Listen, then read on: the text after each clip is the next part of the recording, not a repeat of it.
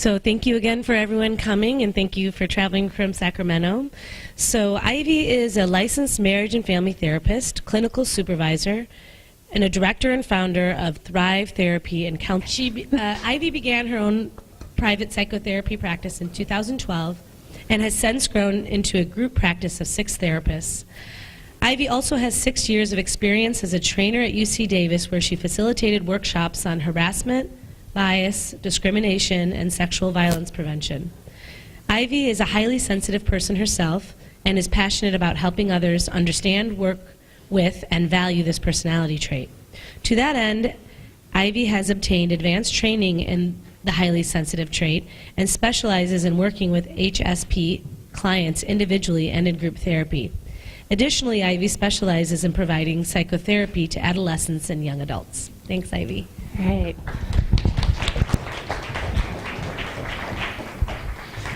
Good morning. Can you all hear me okay?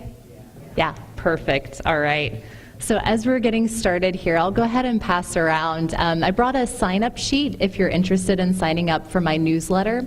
I have 5 initial blogs that go out each week, and then I send out a newsletter once a month, all about tips and ideas for working with highly sensitive clients and things to help highly sensitive clients. So no pressure, but if you're interested, feel free to put your name and email down, and I'll get you signed up for my newsletter. So I'll start that passing around. All right, so to get started, I just want to make sure, is it okay if I stand in front of the podium? Okay. I feel a little distant back there. You know, that therapist side kicks in a little bit. So as Barbara shared, my name's Ivy Griffin, and I'm from Sacramento, California. That's where I live now, originally from Tennessee, whole other story.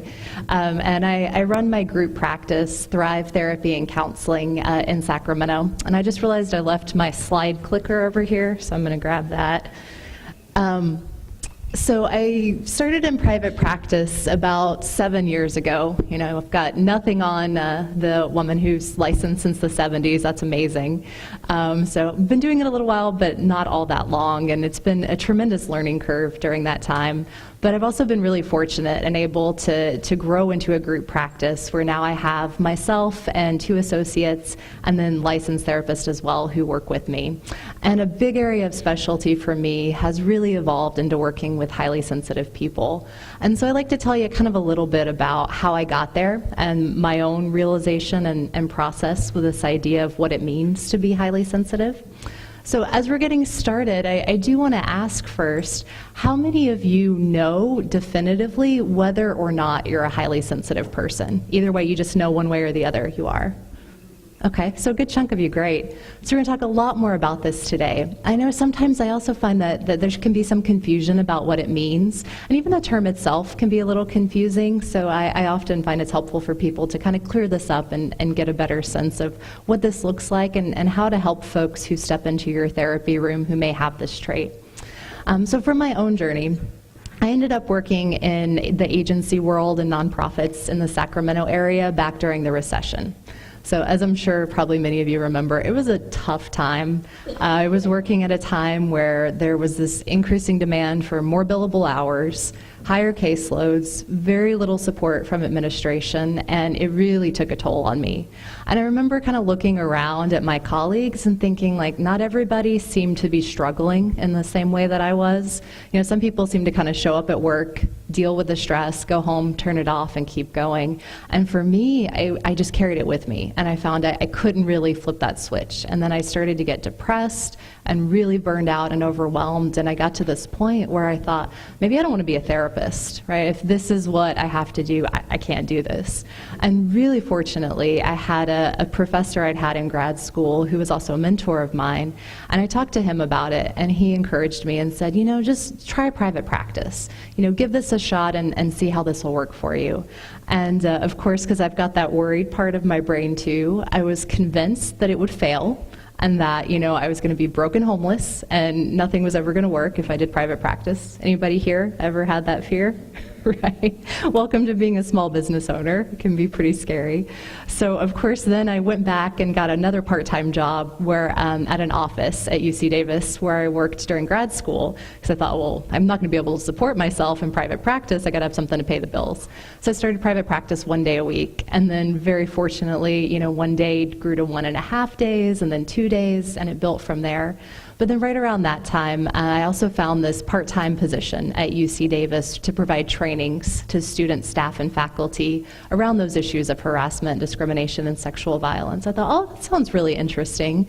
So I jumped into that and did that part-time for 6 years while I kept building my practice. So it was really in early 2018 that I finally stepped aside from my job at Davis and focused solely on my practice. It had grown, and I thought, okay, this is time. It kind of felt like now or never, right? I'm either going to go in full or not at all.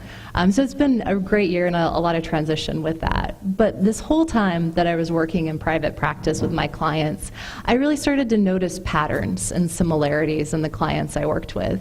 And I saw a lot of people who were just really nice people, just very genuinely kind, and the kind of people that you probably meet sometimes in your therapy room and go, wow, if I hadn't met you in therapy, I'd like to be friends with you. I just really like you. But they would also struggle a lot, and they may be faced with things like overwhelm or feeling really stressed out, just managing all the different demands of their lives. A lot of times they were also struggling with anxiety or depression. I noticed too that they had a hard time sometimes setting boundaries or knowing how to assert themselves. And so then they'd get in situations where they were doing things they didn't want to do, and that just fed into the stress and overwhelm. And so as I started noticing this, and now I was in private practice, so I had a little more time to think and reflect on these things, I remembered back to a conversation in grad school where I'd had a professor who mentioned the term highly sensitive person. And it was one of those things that when I heard it mentioned, I instantly thought, that sounds like me, right? What does that mean? I have to find out more. And I heard that there was a book on it, but I was in grad school at the time, and it was kind of on the back burner for later. So once I was in private practice, I picked up the book, The Highly Sensitive Person by Elaine Aron, who's the researcher who first coined the term and has really spent her career researching this trait. And it was such an aha moment for me as I read the book. I realized it fit for both me and for so many of the clients I worked with. And it made me go back and really reflect on my life and on different experiences I had and just give new context to those. For instance, I even thought all the way back to starting kindergarten, and I was a very shy kid. I was withdrawn, kept to myself, slow to warm up. And I remember even on my report cards, if we can call them that, from kindergarten, I had lots of notes from my teacher about how I needed to improve my social skills, and I wasn't friendly enough. Right, so there's that. And then I remembered another time of being in second grade, and my teacher was reading Charlotte's Web, and hopefully no spoiler alerts here. But when we got to the end of the book and Charlotte died, I remember bursting into tears in class, just sobbing. I was heartbroken. And I remember these other kids in class looking at me and saying, what's wrong? Why are you so upset? And I just felt this disconnect of, I was so affected by this, but they didn't seem to be bothered. And they're like, it's just a story, what's the big deal? Right, and so that kind of carried with me all through school. And of course I got comments from my parents, they'd tell me, oh, you're being too sensitive about that. Or I'd get upset about something and start crying, and my dad would say, oh, stop crying, it's nothing to cry about, right? You just need to move on. Right, so there are all those messages. And then I even thought about when I was in high school, and I remember sometimes at the end of the day, I would just be exhausted, drained, felt like I had nothing left. And then I would feel torn too, because sometimes I'd want to go out with my friends, or I had a part-time job I had to go to. But I just remember that feeling of exhaustion. And after reading this book, I went, oh, it's a lot of stimulation to be at school all day long, surrounded by people without any time or space to yourself, right? But at the time, I just thought, what's wrong with me? Nobody else seems tired. Why am I so tired? And then into college, right? There's so many choices between classes and majors, and then trying to figure out what in the world I was going to do after college. So all of that felt really overwhelming and overstimulating to me. And then fast forward to when I was working in those agencies and just felt really different. So it was just this complete eye-opening experience for me to realize, wow, there's a term to define this way that I am in the world, and other people are like this. I'm not alone. right? And so going through that and then starting to realize that with the clients I worked with and help them understand that felt so powerful. And it reminded me of something another one of my mentors says a lot, Darlene Davis, and she'll say, you know, being a better therapist makes me a better person, and being a better person makes me a better therapist. I love that idea, and I felt like that was really true for me when I learned about the highly sensitive person. I grew so much, and it helped me grow the work I do with other people. So that is some about me and kind of how I came to realize that I'm highly sensitive.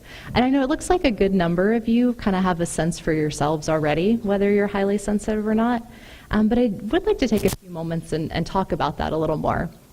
There's a free self-test that you can take online. It's comprised of 27 questions. This is a great resource to share with clients too. It was created by Elaine Aron, based on her research and her work with highly sensitive people. And it takes all of about maybe 5 or 10 minutes to take online. And it's on her website at hsperson.com. So HS is in highlySensitivePerson.com. So it's a great starting point for sorting out if someone's highly sensitive. But of course, it's not definitive. You know, I don't necessarily think any test is. We tend to know ourselves best. And just like I mentioned for myself, I find with a lot of the clients I work with, as soon as I mention, oh, so there's this personality trait called being highly sensitive, their ears will perk up instantly. They'll be like, what is that? Tell me about what that means, right? So a lot of times just hearing the term, people kind of resonate with it. But for right now, I'm just going to read you a sampling of some of the questions from Elaine Aron's quiz. And if you have a pen or you have your phone, you might just jot down how many of them you connect with, because that can also give you a sense, if you're not sure, of whether you fall into this category called being highly sensitive. So again, I'll just read these. Just mark somewhere yes or no if you think this fits you. So the first one, other people's moods affect me. Number 2, I am easily overwhelmed by things like bright lights, strong smells, coarse fabrics, or sirens close by. Number 3, my nervous system sometimes feels so frazzled that I just have to go off by myself. Number 4, I get rattled when I have a lot to do in a short amount of time. Number 5, I try hard to avoid making mistakes or forgetting things. Number 6, being very hungry creates a strong reaction in me, disrupting my concentration or my mood. 7, I notice and enjoy delicate or fine scents, tastes, sounds, works of art. So really about kind of noticing those subtleties. And number 8, when I was a child, my parents or teachers seemed to see me as sensitive or shy. Okay. So as I said, that's just a sampling of the questions on the quiz. But based on Dr. Aron's research of the full 27 questions, she says if you hit about 14 of those, you're probably highly sensitive. Or if you really, really strongly resonate with even a few, sometimes that's enough that you may have this highly sensitive quality. So with those 8 we just went over, if we do the math on 14 out of 27, that's about 52% of the questions. So out of these 8, I'd say if you have about 4 or 5 that you said yes to, you're probably pretty clearly highly sensitive. And even if not, if you resonated really strongly with some others, you still may be. And then again, this isn't completely scientific, but just to give you a little more of an idea of what this means. So having done that, does anyone have any thoughts or reactions that you'd like to share about being highly sensitive or what it was like to go through those questions? Mm-hmm. And we'll bring the microphone over to you. Testing. It's just really interesting because one of the things I remember most about my mom is she always said, "You're too sensitive." Mm-hmm. She said it many times. Mm-hmm. And as a little kid, I can remember saying that and thinking, what is she telling me, Mm-hmm. but she didn't, she made it a negative, not a positive. Absolutely. I hear that so often from people. It's really common. Yeah, that just reminded me, my father would do that also to me, and even when I was an adult, he said, "You're too sensitive." And I finally found a way to say, "I'm not too sensitive, I'm just very sensitive." And I wish you were more sensitive. I like that. Right, I'm just the right amount of sensitive. I just remember as a child watching one of those Godzilla movies, and the baby Godzilla and the mother Godzilla, and they couldn't quite reach each other, and I was just crying. And my cousins were just laughing at me. They didn't use the word sensitive. They used a lot of other words, but really crying at feeling so much empathy for Frankenstein that why didn't they just leave him alone? He was happy and dead.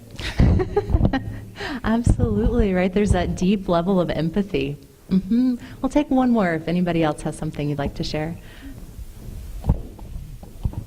Sorry, you're going to get your exercise, your steps in today.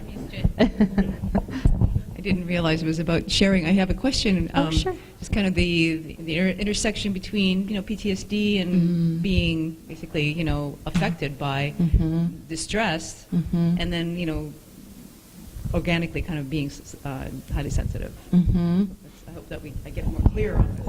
Yes, yeah, we'll definitely talk about that today. So I know she was saying, kind of what's the difference necessarily between PTSD versus being highly sensitive? Is that what you're asking? Yeah, so we'll definitely be talking more about that. One thing is that being highly sensitive, and I'll just go ahead and move into this also, is that being highly sensitive is a personality trait. So it is something people are born with, right, from the time they are infants on. Whereas, of course, PTSD would be something that's developed as a result of a traumatic experience. And we'll talk more about this in detail. But so it is this personality trait that occurs in about 15 to 20% of the population. And so this has been found to be true in cultures and countries all over the world as well. So it's pretty universally found that about a fifth of the population will have this personality trait. And in the common vernacular and pop culture, we refer to it as being a highly sensitive person, or HSP. And a lot of the research, they focus on using a term called sensory processing sensitivity, or SPS. Now, I'm sure you can imagine there's also a lot of confusion if we use that term. And when you say sensory processing sensitivity, kind of makes me think of autism or sensory processing disorders. And there's some overlap here that we'll talk about, but there's also a lot of difference. So you'll see that come up in research, but it just refers to the HSP term that we know. The other interesting piece about this is that there's really been research on aspects of this personality trait going all the way back to the 60s. It's had a variety of different terms, everything from low sensory threshold to differential susceptibility to biological sensitivity to context.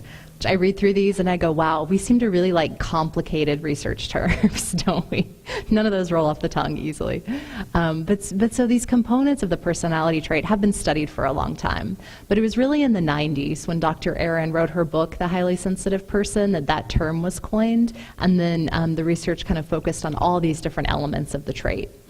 And so through that, they've found that being a highly sensitive person, it occurs in about a fifth of the population, and about 70% of people who are highly sensitive are also introverts, right? So there's a high correlation that people who are HSPs are introverts.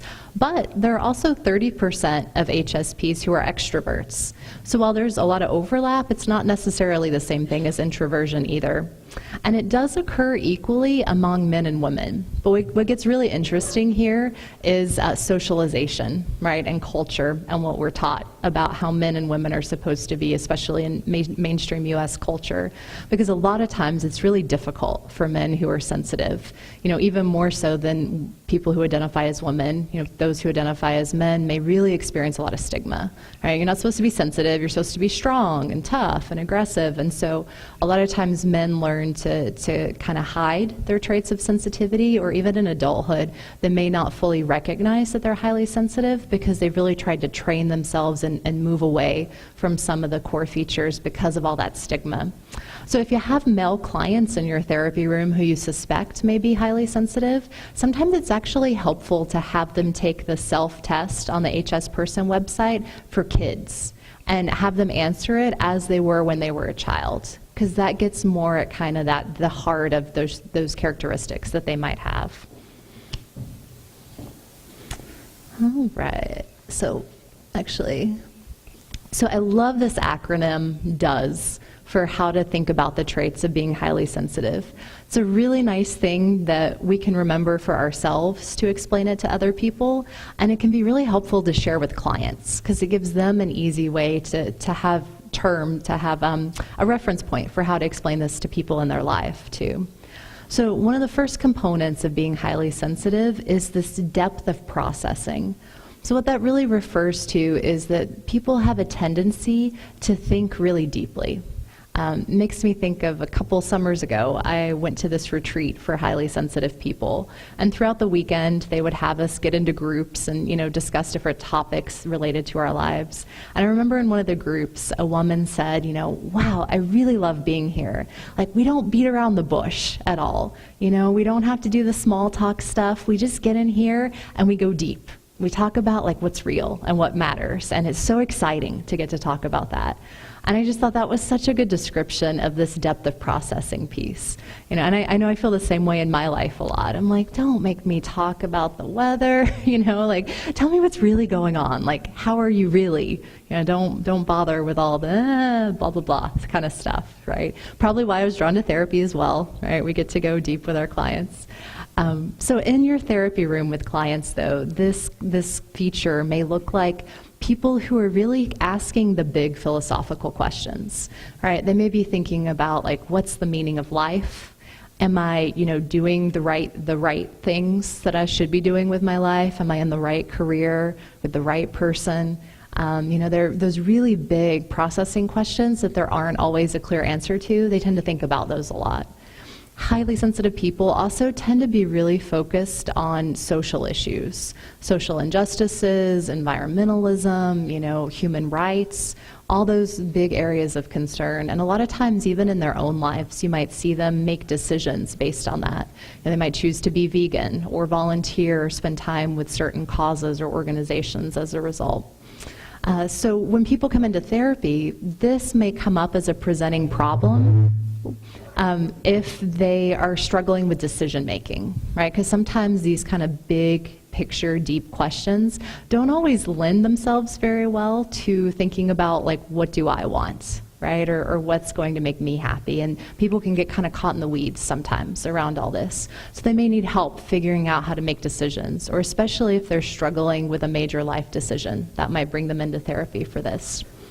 So then the next trait that's defines partly highly sensitive people is that they get overstimulated really easily, right? So this can kind of look like someone who comes into therapy and, they might be saying things like, I'm really overwhelmed, I'm so burned out, or I'm stressed out, or I feel like I can barely keep my head above water, I'm just kind of treading water. Everything feels like too much, like something's got to give. Right? And so this may be coming up in their lives as that they feel really anxious. And sometimes it's anxiety, but sometimes it's actually more just overstimulation and they don't recognize that. And that can be something you help them understand. They may be struggling with memory, with concentration, feeling jittery or on edge, a lot of those anxiety symptoms. What's really interesting about this trait too is there was a study done in Germany where they looked at highly sensitive people and non-highly sensitive people, and they had them perform a perceptual task where there were all these letter L's, like L in the alphabet, and then they had the letter T mixed into the letter L's, and they turned the letter T in different directions, and they had people look at this information and they measured how quickly they could correctly identify the letter T mixed into these L's. And they found that highly sensitive people were more accurate in picking out the letter T, and they were faster as they did so, but they showed much more signs of stress while performing the activity. Right, so I thought that's so fascinating that it captured that sense of how they are so much more aware and perceptive about their environment, but it can create a lot more stress for them also.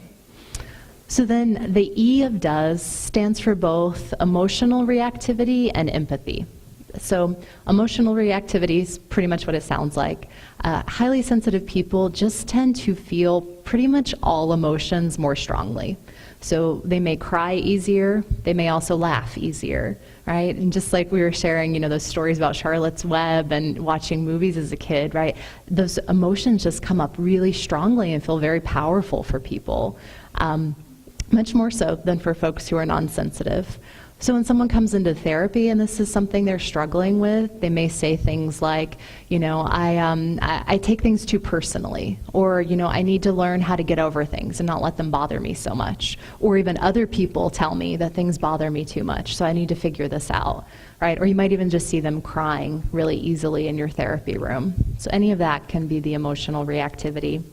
And then the empathy piece is just that HSPs are really good at putting themselves in other people's shoes. They just have this really keen awareness of what it's like to be someone else, even if maybe they've never directly experienced that situation, and they just kind of instantly will feel that empathy. And something I notice a lot is that HSPs, even when they're like sad or hurt by someone or angry with someone, they still tend to be able to kind of see the situation from their point of view. They'll be mad, but then they'll start explaining it away of, well, I could understand why they did this, blah, blah, blah. And so I find sometimes the work of therapy is kind of helping the client stay with their own experience and not get so focused on other people, which is something that they may tend to do really naturally. And then the S of DOES stands for subtle stimuli.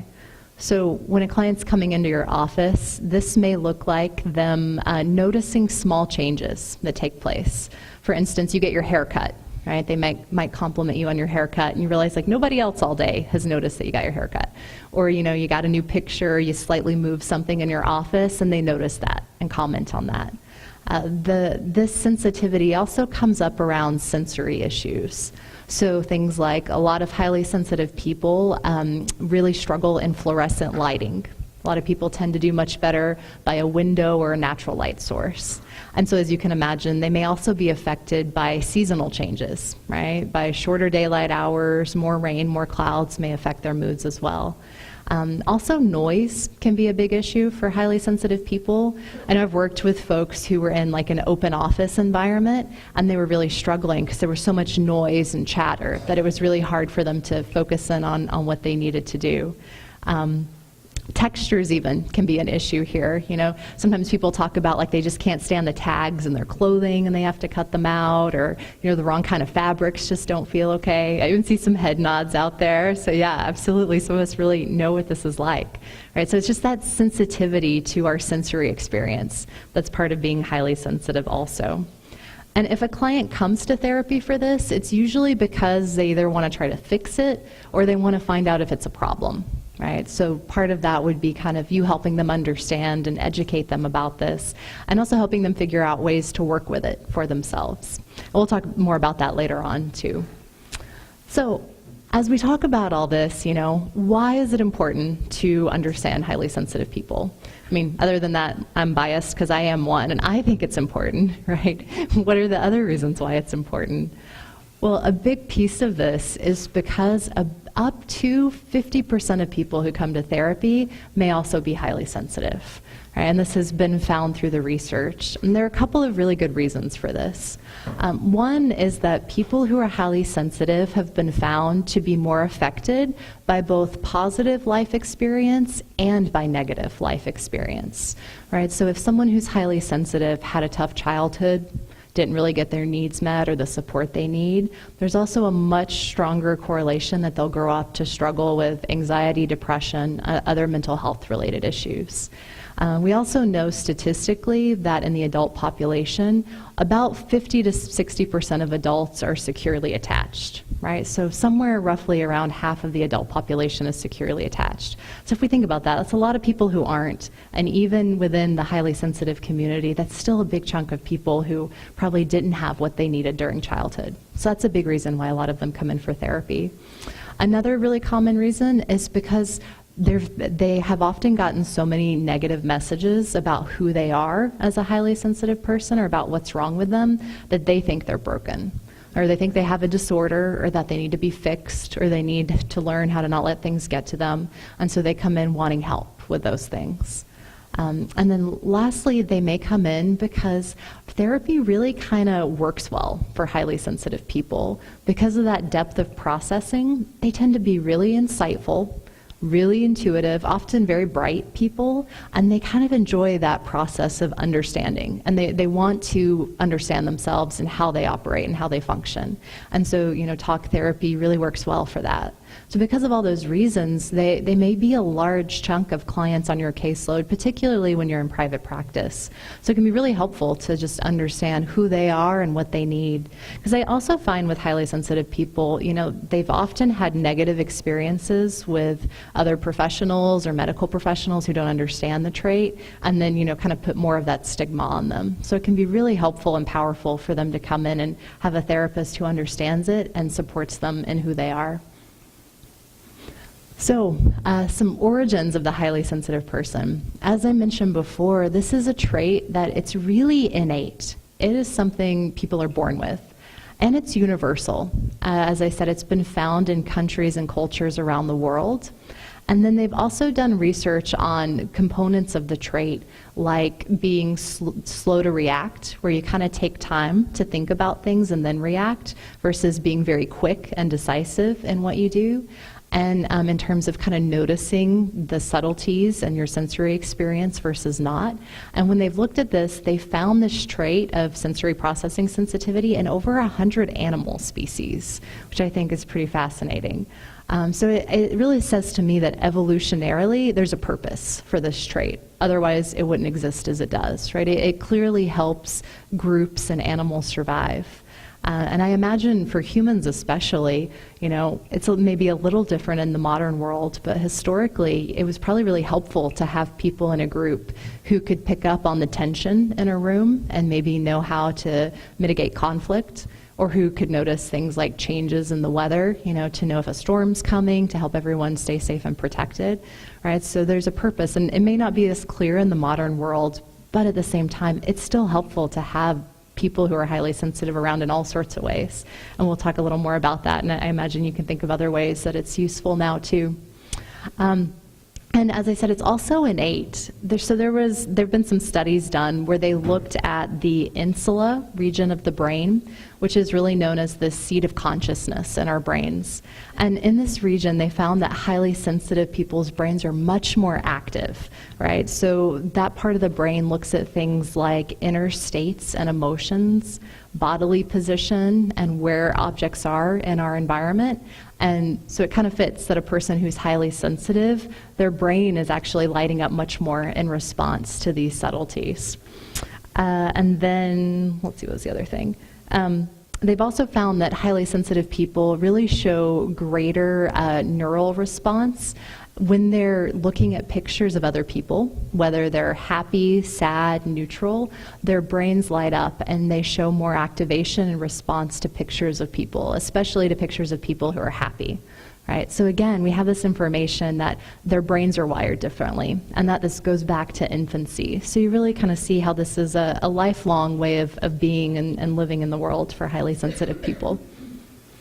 So just a few more facts from the research that might be helpful as you're working with highly sensitive clients. One is when you're talking about romantic relationships. Research has found that highly sensitive people do tend to get bored a little more easily in romantic relationships. So in therapy, it might be helpful to help them understand this and figure out, what excites them, right? Or what kind of keeps them from that boredom or keeps the relationship fresh for them. They've also found that when it comes to sexual behavior, highly sensitive people, may tend to be a little less adventurous, kind of a little more vanilla in the bedroom, but that they also tend to have fewer negative sexual experiences, presumably because they're maybe more careful in who they select for sexual partners, so they tend to have more positive experiences overall. When it comes to parenting, the research has also found that highly sensitive people do tend to find their home a little more chaotic. Right? They may feel more stressed by the experience of parenting. But they've also found that their perception of stress and chaos tends to be more accurate than non-sensitive people too. But with this, the highly sensitive person who's a parent also seems to be more connected to their family members in their relationships. So you kind of get, these pluses and minuses of the trait that comes out with family. And then with work, it's a very similar situation. HSPs tend to be more impacted by stress, and just like that study where they picked out the T's out of the L task, right? They tend to be more easily stressed in situations that non-sensitive people aren't as stressed in. But they also tend to be very highly valued by their supervisors and their coworkers because they're very conscientious workers. They really tend to put their heart and soul into a task, and so people at work value them and appreciate them for that. And then again, here's just that reminder that if you have a client and you want them to take the self-test, it's on the hsperson.com website under self-test. All right, so then just a few of the other observations that I've noticed in my work with highly sensitive clients. Like I said at the beginning, I just find them to be some of the nicest, kindest, most caring people you will ever meet. Just really welcoming, and you just kind of feel this warmth emanating from them. I notice in session 2 that as the therapist, a lot of times they'll worry about you. Right? They'll come in, and I've even had people say like, oh, it must be so hard for you to sit here all day and listen to everybody's problems. How do you do this, right? Or they'll apologize that they came in and that they were depressed or that they were crying or that they were too anxious, right? Yeah, so you recognize this, right? And so they're very caring and concerned about you as the therapist. And so with that, sometimes you really have to remind them that this is their time and their space and hold that and honor that for them. I also find they're very time conscientious. They always arrive on time or early, usually early for their sessions. And if they don't, they're incredibly apologetic, right? And so sorry for running late. And I notice they track the time in session too. They'll kind of look at the clock themselves. And, if we even go over by a minute, I've had people apologize. Oh, I'm so sorry to keep you longer. Like, no, it's my job to check the time, right? But so from that, I have also learned that I think it helps them not feel overstimulated when we make sure that we start and end on time. Kind of gives them that safety with the time boundaries too. And as I mentioned too, they do tend to be really focused on societal issues and really big picture issues, and a lot of times we'll be really affected by what's going on in the news or in the world, politically, socially, culturally. If there's some tragedy, they may come in and just really feel sadness or loss about that. I've also had people, come in and really talk about feeling guilty, like they'll be depressed or anxious, and then they'll, say, well, I don't have a right to feel this way, right? There are other people who don't have houses, or people who are starving, or, fill in the blank. What's wrong with me? How selfish of me is it to feel like this, right? And so to that, I usually share, pain is pain. Right? There's no scale of what's right pain or wrong pain. As human beings, we all suffer sometimes, and one person's suffering doesn't erase or cancel out another person's. Right? And we can have empathy for all of that, but that's certainly something I see come up for highly sensitive people. And then there's also this piece of what I call overthinking, and often highly sensitive people feel like their brains never stop. Like they're just constantly chattering away. I know I do the same thing myself, and my husband and I have disagreements about what to watch on Netflix sometimes because I need something that's really engaging to me to make my brain stop. Because otherwise I'm like, it's not relaxing. I'll just sit there and keep thinking about things, right? So sometimes it's also teaching highly sensitive people what tools work for them to give their brains a break from all that thinking and analyzing that comes with the depth of processing. And then there's even the sensory sensitivity piece where, they may have experienced things more like motion sickness. Like I know my entire life I get motion sick. Even to this day, if I'm going somewhere on curvy roads, I need to drive because otherwise I'm just not going to feel good. I mentioned seasonal affective disorder can come up a lot for highly sensitive people, and they can struggle with things like open workspaces, right? There's a lot of noise, a lot of distractions that can happen, but sometimes it's really simple tools like can they get noise canceling headphones, right? Or can they work from home 1 or 2 days a week? And sometimes those simple changes actually really can offer a lot of relief, which is a big piece of the work you can do with them in therapy. And just overall, I find highly sensitive people to be incredibly rewarding clients to work with. Again, I may be a little biased, but I just think they're great people, and they often benefit so much from therapy as well, and really work hard and take the tools you share with them and use them outside in their lives. And that's just really exciting to see as a therapist also. So with this, I know I've been talking at you a lot, so I want to give you all a chance to talk some. So I've got some discussion questions here I'll share with you, and then why don't you just take 5 or 10 minutes at your tables and talk through these questions amongst yourselves, and then we'll reconvene as a group.